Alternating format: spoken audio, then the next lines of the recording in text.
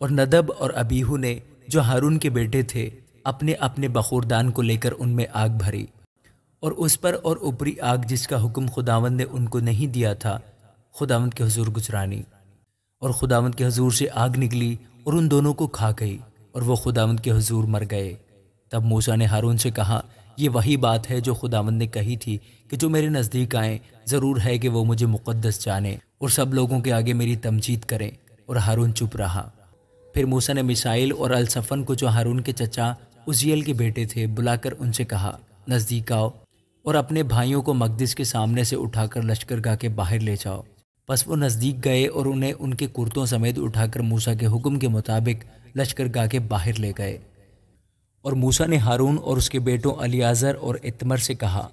کہ نہ تمہارے سر کے بال بکھرنے پائیں اور نہ تم اپنے کپڑے پھاڑنا، تاکہ نہ تم ہی مرو اور نہ ساری جماعت پر اس کا غضب نازل ہو، پر اسرائیل کے سب گھرانے کے لوگ جو تمہارے بھائی ہیں اس آگ پر جو خداوند نے لگائی ہے نوحہ کریں، اور تم خیمہ اجتماع کے دروازے سے باہر نہ جانا، تا ایسا نہ ہو کہ تم مر جاؤ، کیونکہ خداوند کا مسح کرنے کا تیل تم پر لگا ہوا ہے۔ سو انہوں نے موسیٰ کے کہنے کے مطابق عمل کیا۔ اور خداوند نے ہارون سے کہا کہ تو یا تیرے بیٹے میں یا شراب پی کر کبھی خیمہ اجتماع کے اندر داخل نہ ہونا،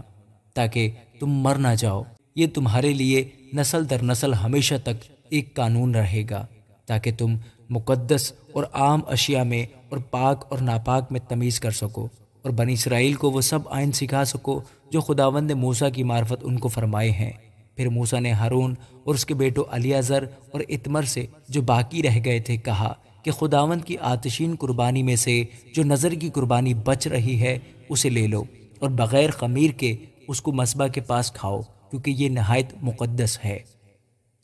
اور تم اسے کسی پاک جگہ میں کھانا، اس لیے کہ خداوند کی آتشین قربانیوں میں سے تیرا اور تیرے بیٹوں کا یہ حق ہے، کیونکہ مجھے ایسا ہی حکم ملا ہے۔ اور ہلانے کی قربانی کے سینہ کو اور اٹھانے کی قربانی کی ران کو تم لوگ یعنی تیرے ساتھ تیرے بیٹے اور بیٹیاں بھی کسی صاف جگہ میں کھانا، کیونکہ بنی اسرائیل کی سلامتی کے ذبیحوں میں سے یہ تیرا اور تیرے بیٹوں کا حق ہے جو دیا گیا ہے۔ اور اٹھانے کی قربانی کی ران اور ہلانے کی قربانی کا سینہ جسے وہ چربی کی آتشین قربانیوں کے ساتھ لائیں گے، تاکہ وہ خداوند کے حضور ہلانے کی قربانی کے طور پر ہلائے جائیں، یہ دونوں ہمیشہ کے لیے خداوند کے حکم کے مطابق تیرا اور تیرے بیٹوں کا حق ہوگا۔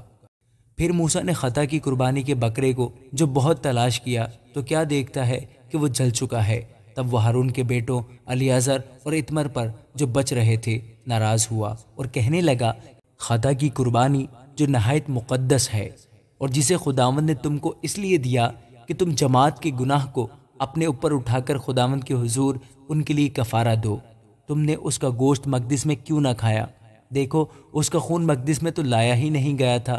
پھر تم کو لازم تھا کہ میرے حکم کے مطابق تم اسے مقدس میں کھا لیتے۔ تب ہارون نے موسیٰ سے کہا، دیکھ آج ہی انہوں نے اپنی خطا کی قربانی اور اپنی سوختنی قربانی خداوند کے حضور گزرانی، اور مجھ پر ایسے ایسے حادثے گزر گئے، پس اگر میں آج خطا کی قربانی کا گوشت کھاتا تو کیا یہ بات خداوند کی نظر میں بھلی ہوتی؟ جب موسیٰ نے یہ سنا تو اسے پسند آیا۔ آمین۔